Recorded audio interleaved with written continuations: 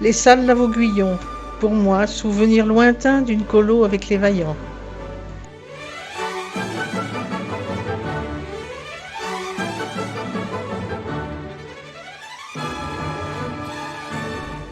L'église du XIIe siècle est dédiée à Eutrope de Saintes.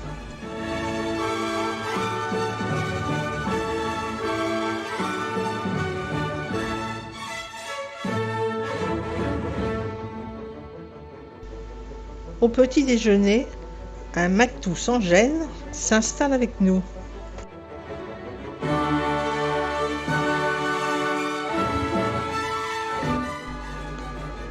Passage rapide à Brantôme, sur les bords de la Dordogne.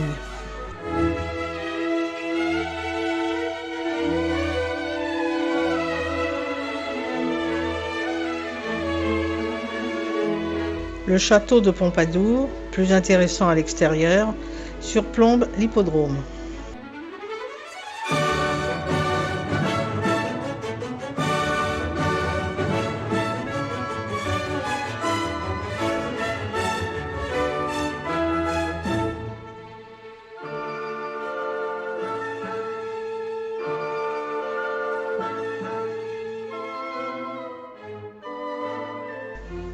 Collonges-la-Rouge, très belle petite ville, mais envahie par trop de touristes.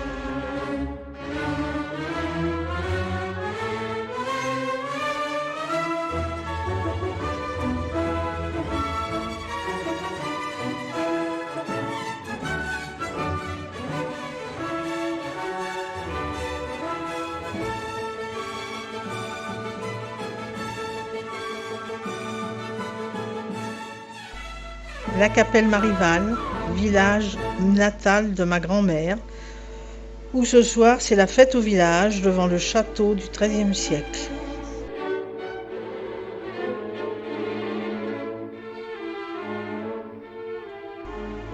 Un clocher à arcades, typique de la région.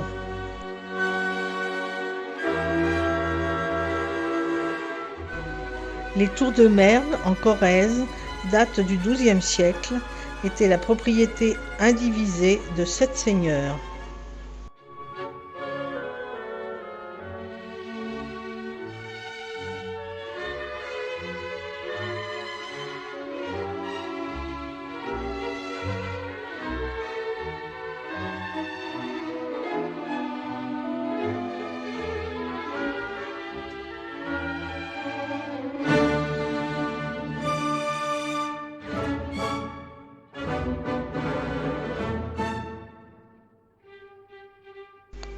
Sennevières, plateforme médiévale dont la visite très intéressante est commentée de manière humoristique par le propriétaire âgé de 92 ans.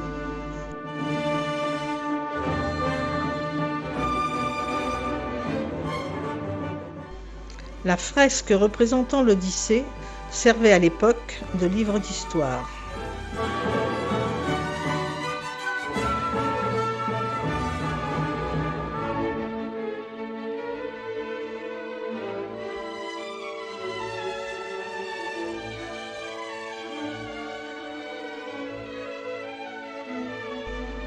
Najac s'étire le long d'une rue unique perchée sur une arête rocheuse. Tout au bout, le château du XIIIe siècle.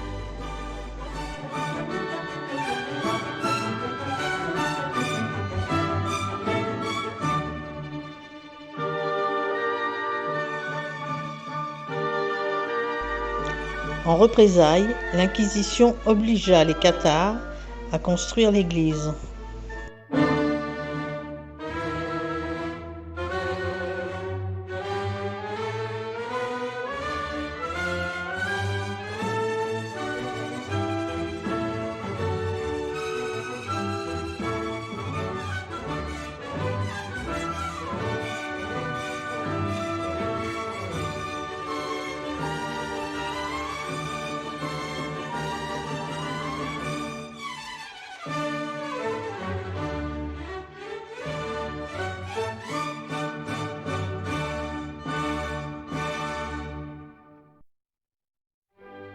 Estaing, sur le chemin de Compostelle, dominé par son château du XVIe siècle.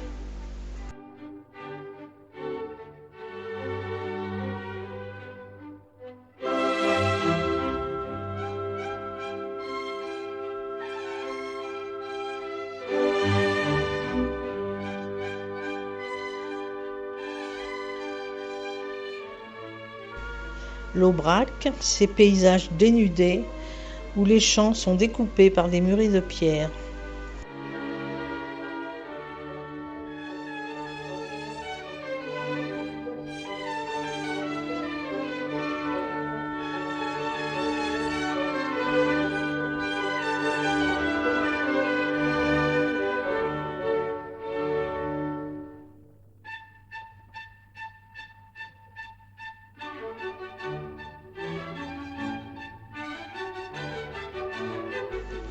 Au parc animalier du Gévaudan, c'est l'heure du repas pour les loups, sous le regard intéressé des vautours.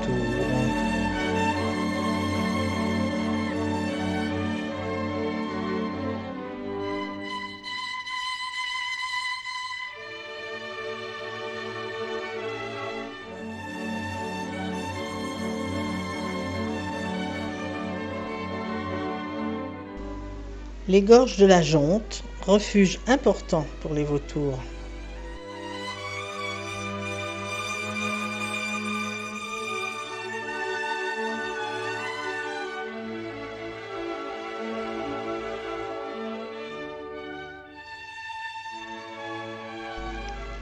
Castelnau-Péguerolles, village médiéval du XIe siècle, très bien conservé. Visite pédagogique très intéressante grâce à une documentation précise.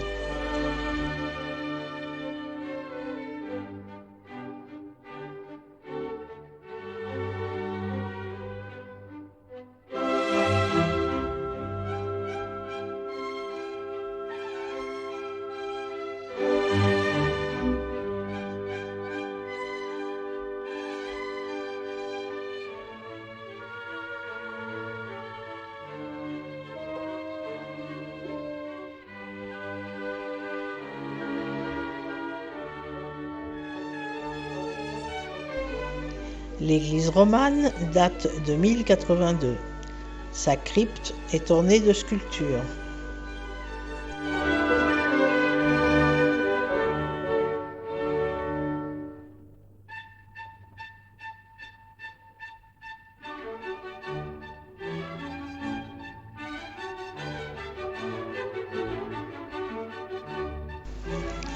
Le village médiéval reconstitué en miniature.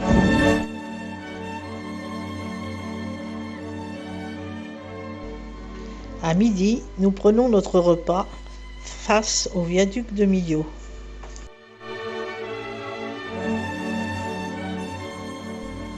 La rivière, en crue, draine une boue rouge.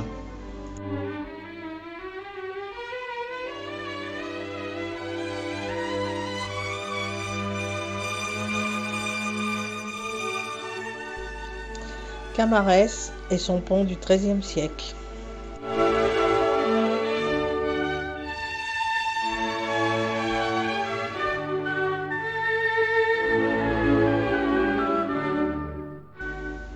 Au pied des châteaux de Lastours, les restes du village moyenâgeux.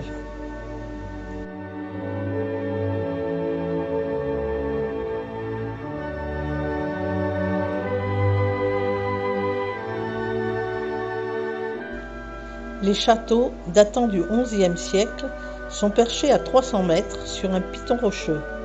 Ils étaient le refuge des cathares.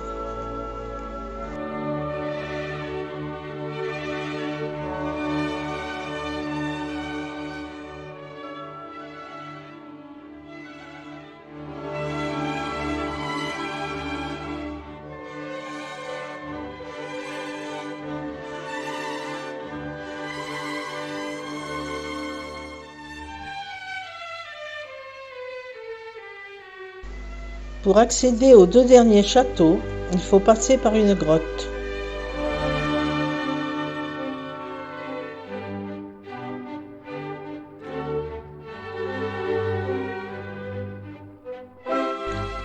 On est surpris par le travail qu'il a fallu pour édifier de tels bâtiments avec les moyens de l'époque.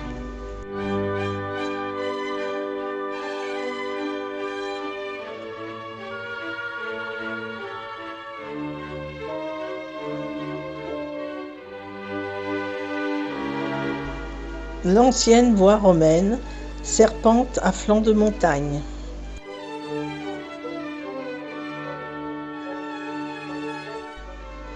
Nous sommes dans la cité de Carcassonne, édifiée entre les XIe et XIIIe siècles.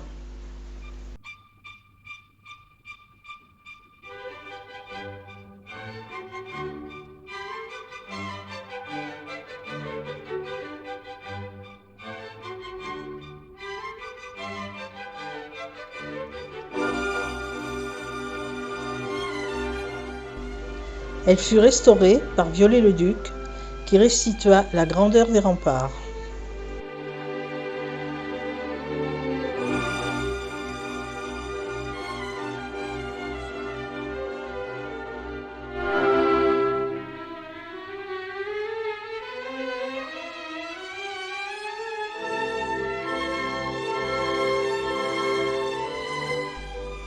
Une magnifique rosace illumine la cathédrale et des gargouilles, mi-bêtes, mi-hommes, ornent la façade.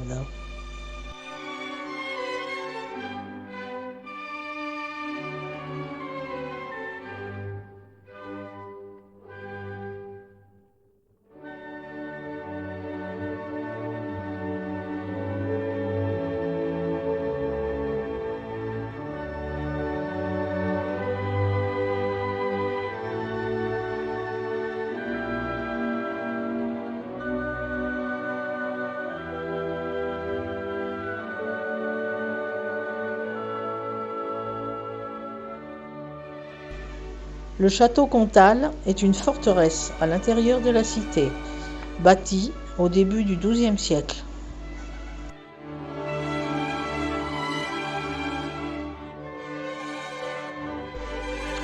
Défendu par un fossé extérieur, des courtines, des tours et des barbacanes.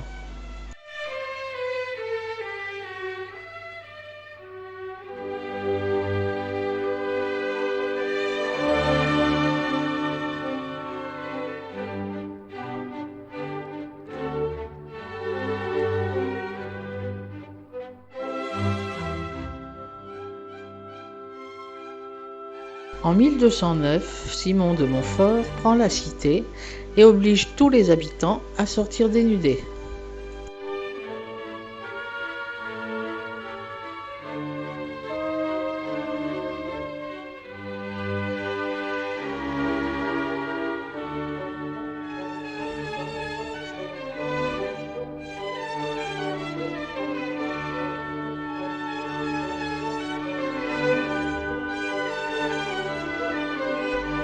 L'abbaye de Fontfroide est cistérienne, à l'architecture très austère.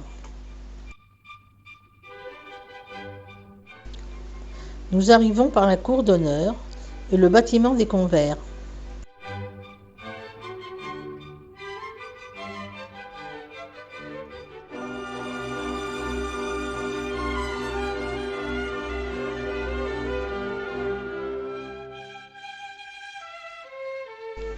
Le cloître donne sur une cour intérieure aménagée au XVIIIe siècle.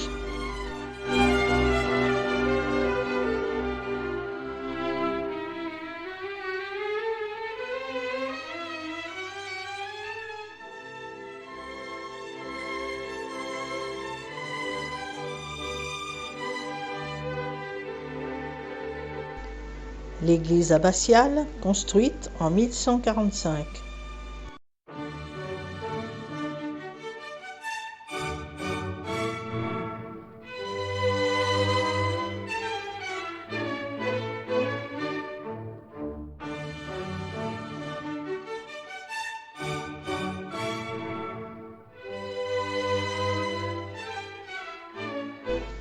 Le dortoir des convers, laïcs qui n'avaient pas encore prononcé leurs vœux. Bien qu'austère, l'ensemble est imposant.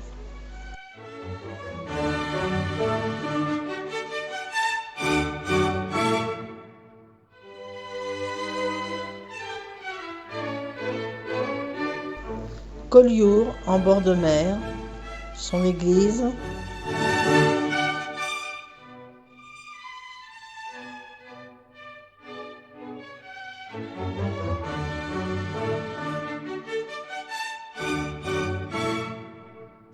Ses fortifications.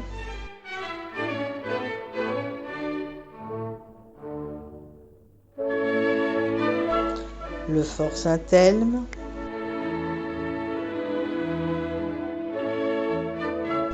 Ses ruelles méditerranéennes. Encore des souvenirs pour moi.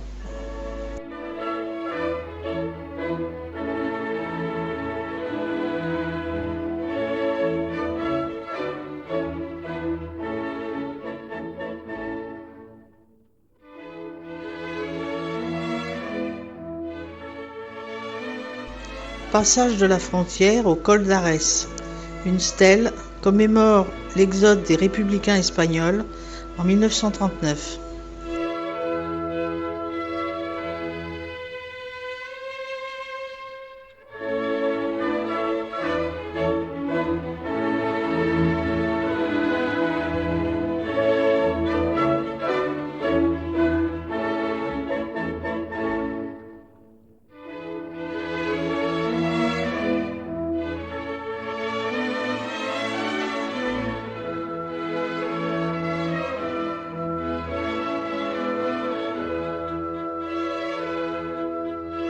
La ville d'Andorre ne présente aucun intérêt en dehors de ses magasins hors taxes.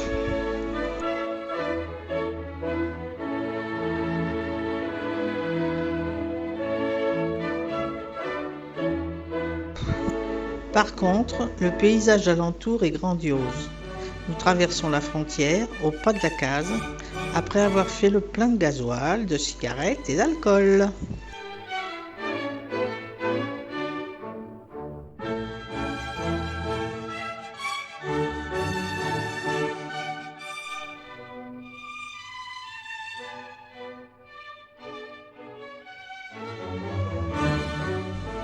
Le four solaire de Montlouis.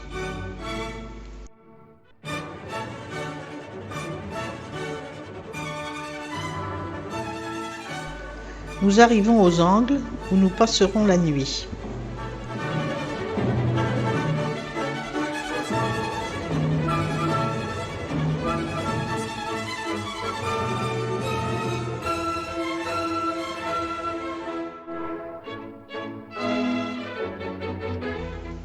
Nous sommes près du parc animalier que nous visitons pendant 2 heures.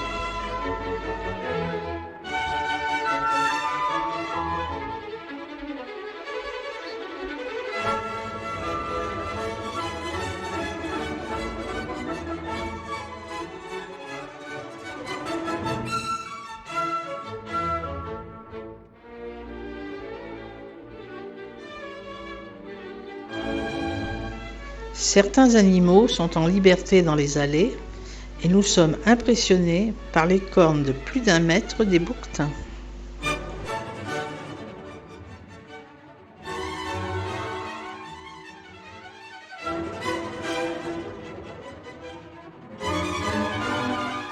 À côté, les cornes des chamois semblent un peu ridicules.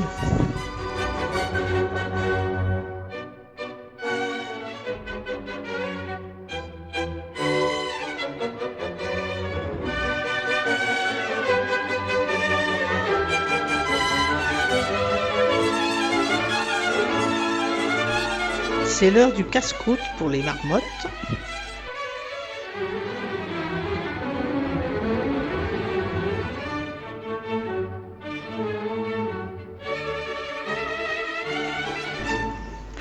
C'est l'heure de la sieste pour les sangliers.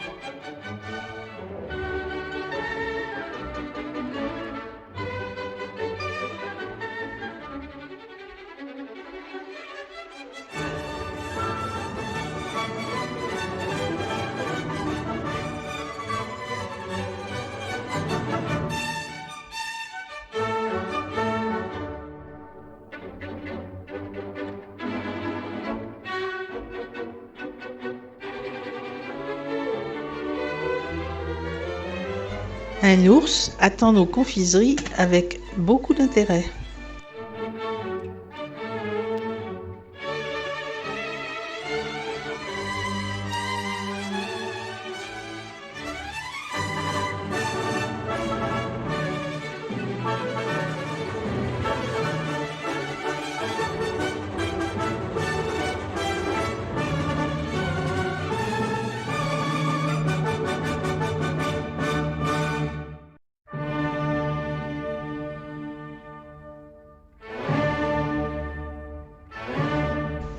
Nous longeons le Tarn dans les gorges de Saint-Georges.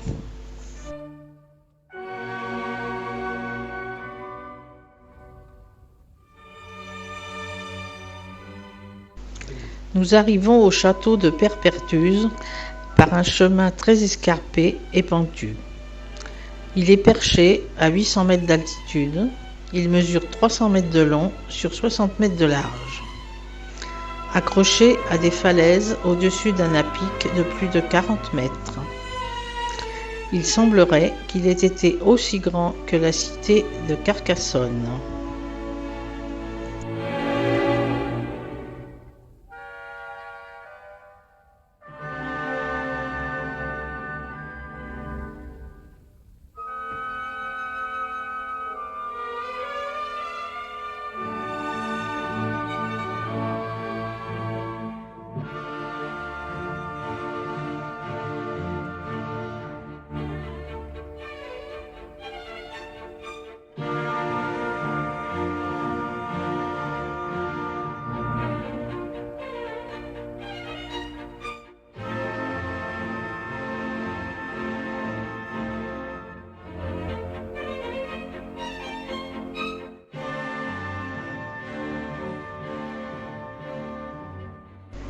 Les machicoulis servaient à verser différents projectiles sur les assaillants, mais aussi de fausses aisances.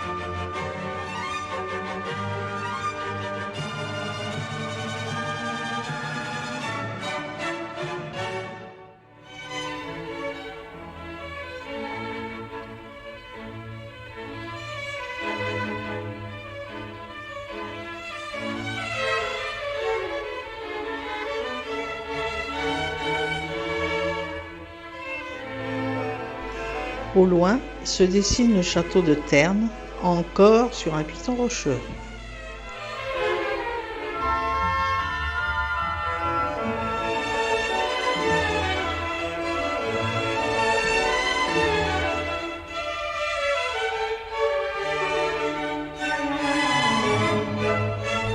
moins grand, moins bien conservé que Perpertuse.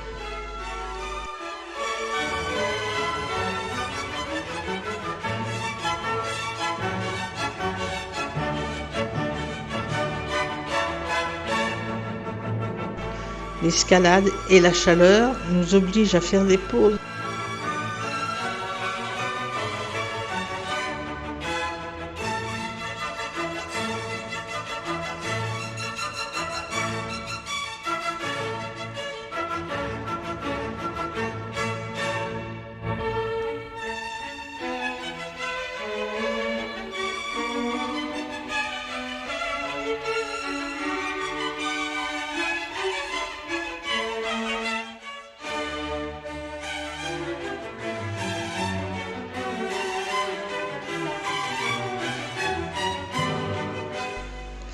Petite visite au château de Cessac du Xe siècle.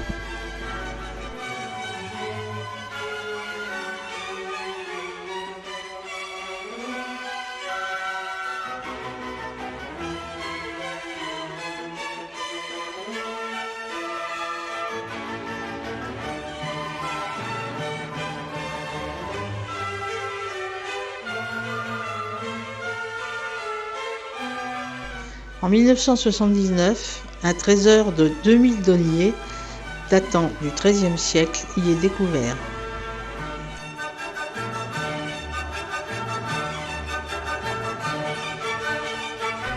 Visite également du musée concernant l'origine et la fabrication de la monnaie.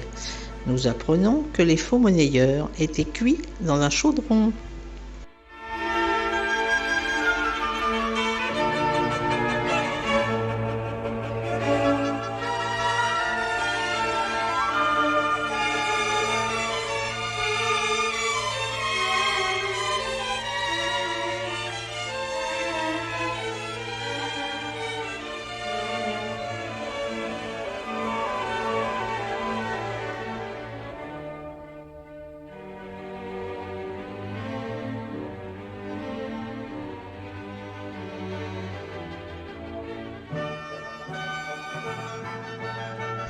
Nous parcourons les rues d'Olargues datant du XIIIe siècle.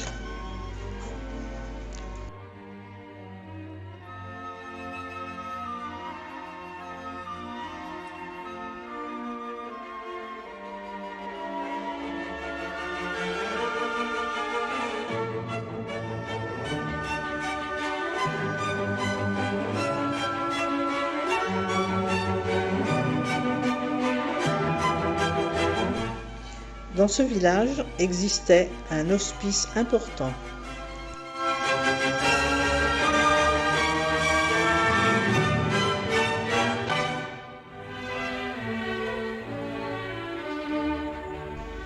Du château de la même époque, il ne reste que le donjon.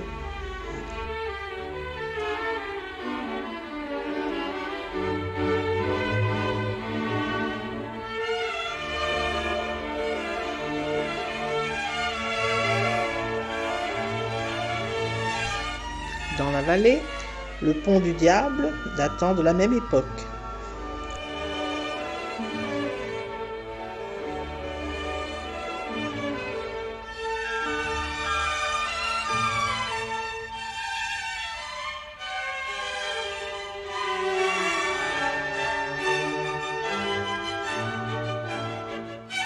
Le village de Selles aurait dû être englouti lors de la construction du barrage du Salagou en 1960. Vidé de ses habitants, il a été abandonné.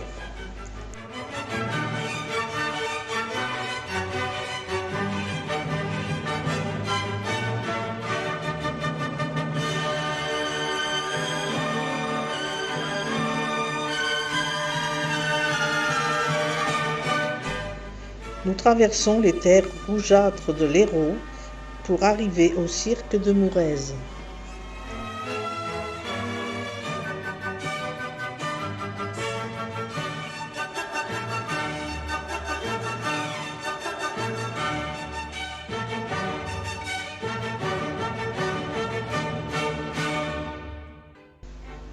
Par une grosse chaleur, nous escaladons pendant 2 heures par des sentiers difficiles une partie du site pour découvrir cheminées et éboulis.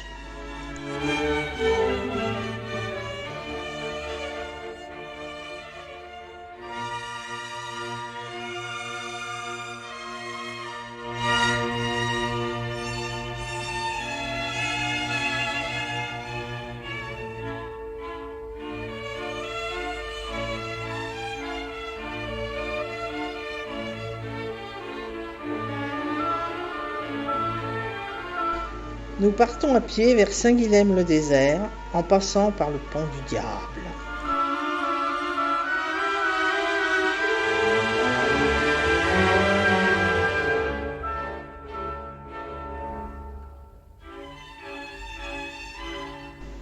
Nous suivons les gorges de l'Hérault. Au bout de 2 heures, nous arrivons enfin au village.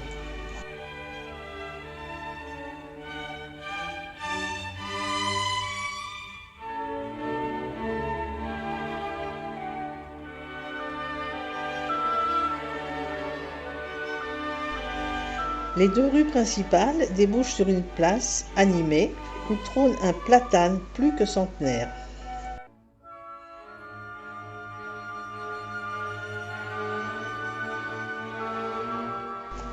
En l'an 804, fondation de l'abbaye qui attira de nombreux pèlerins pour voir la relique d'un morceau de la croix de Jésus.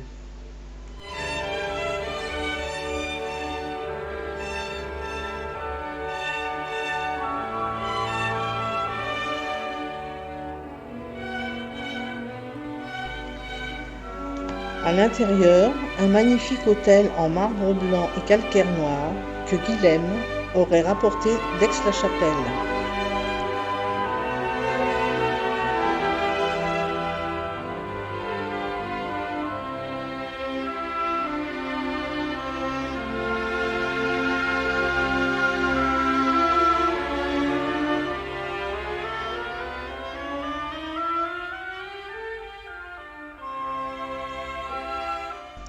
Le village est dominé par le château du Géant.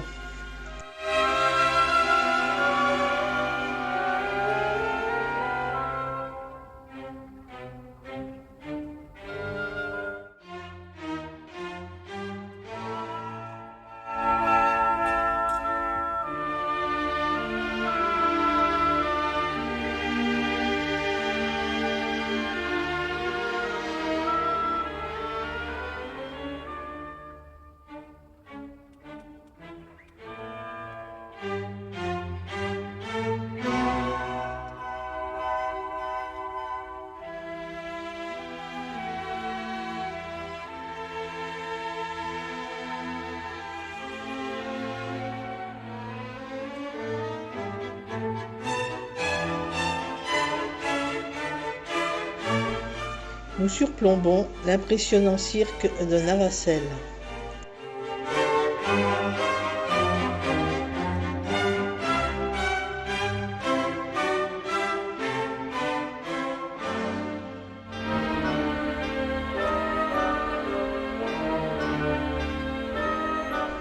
Non loin, un champ où se dressent des menhirs.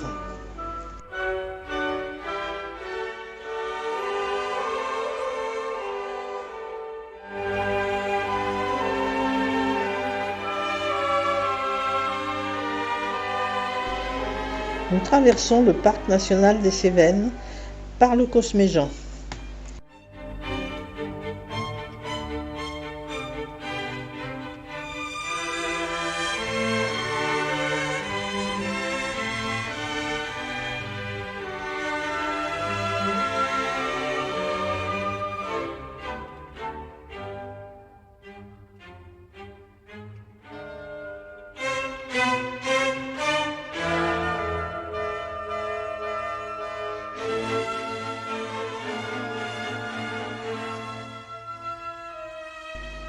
Les gorges du Tarn nous accueillent.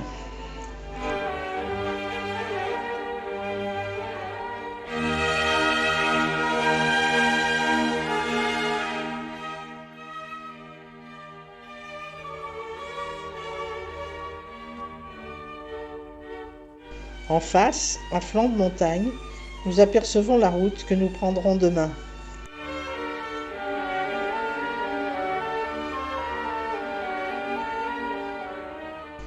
Rapide arrêt à Saint-Émilion, balade dans ces rues pavées et anciennes au bord du Tarn.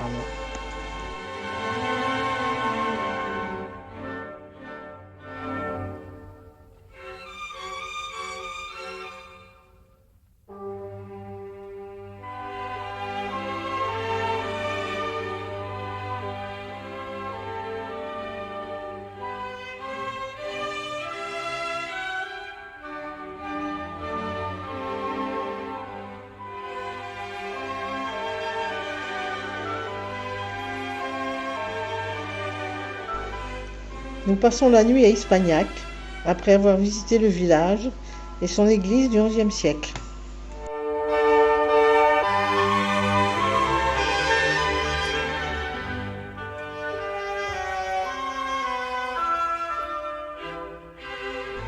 Certains camping-caristes manquent vraiment de savoir-vivre.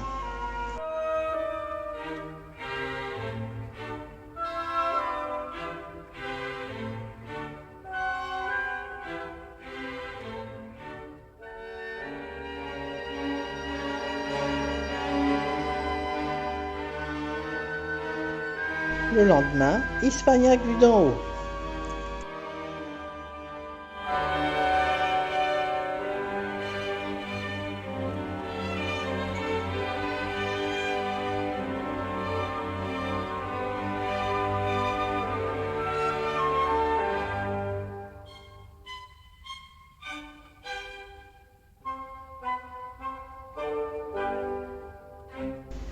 Journée du patrimoine.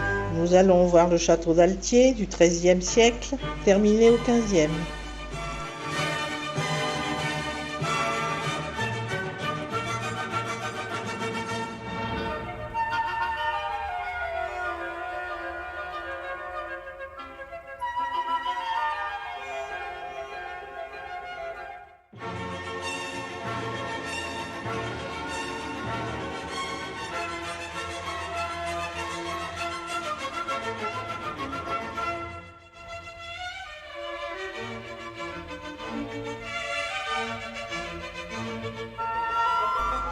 En repartant, nous passons sous le château de Tournelle.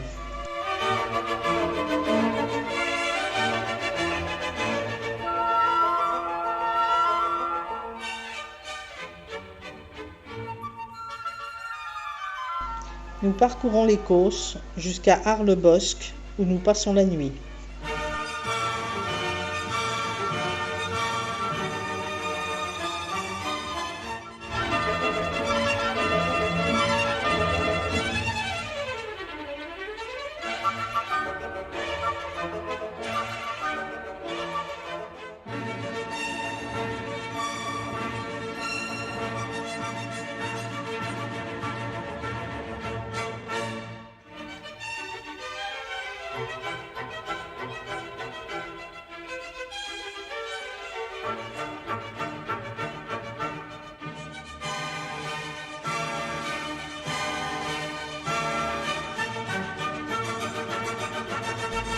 Halte à La Louvesque, petit village fort sympathique, où a dû passer le Tour de France.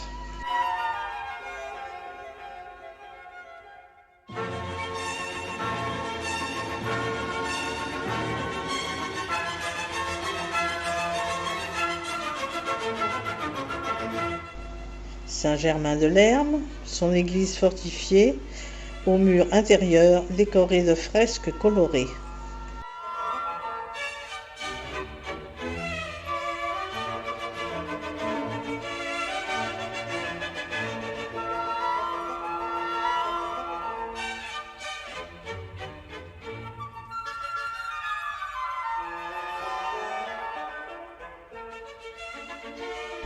Arrêt au moulin Richard de Bas, fabrique de papier existant depuis 700 ans. La méthode de fabrication est restée la même.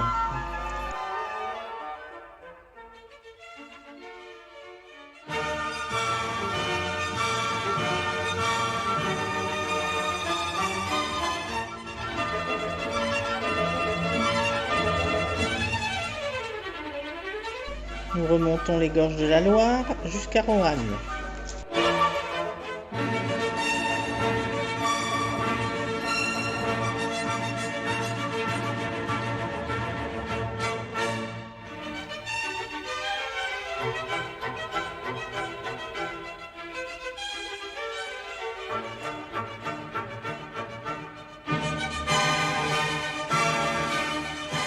Nous sommes dans le Brionnais.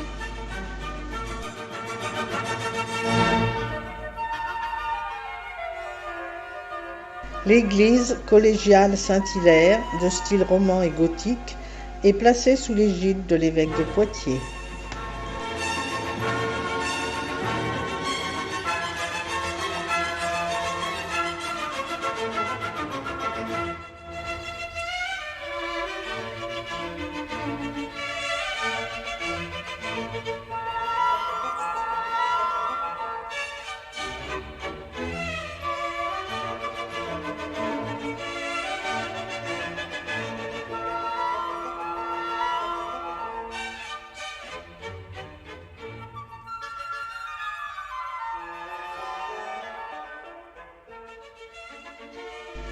Le château Saint-Hugues à Semur-en-Brionnais date du Xe siècle.